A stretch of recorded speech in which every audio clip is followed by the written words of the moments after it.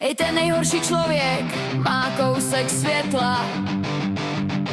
To není naivita, to je tvrdá pravda. Drákula hrabě Vlad, napichovač bolesti a zrady, z formy, která se zrodila z krvavé spravedlnosti, z muže, který se bránil světu, co mu vzal vše. Viktor a jeho Frankenstein, muž, který chtěl opravit svět a stvořil život, který odmítal být poslušný. V zrcadlech se odráží, kdo je monstrum, kdo stvořitel. Netvor se nerodí, netvor se tvoří, světlo a temnota spolu tančí. Kousek světla v tichu stále žije. Drákula hrabě Vlad, stvořen bolestí. Frankenstein, tvůrce, který chtěl napravit svět. Netvor se nerodí, netvor se tvoří a zrcadlo ukazuje, kdo je stvořitel a kdo monstrum. V zrcadlech se odráží, kdo je monstrum, kdo stvořitel.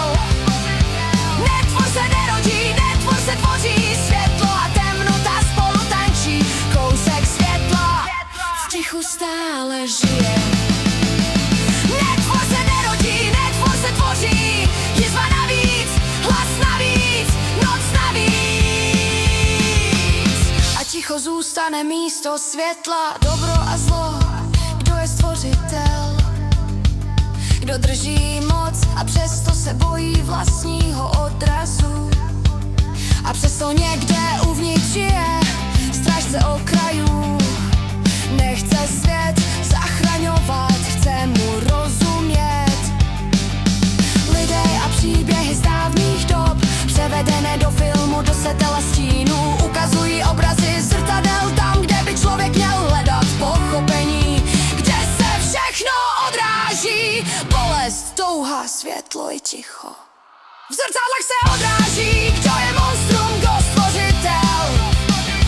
Netvor se nerodí, netvor se tvoří, světlo a temnota spolu tančí. Kousek světla v tichu stále žije.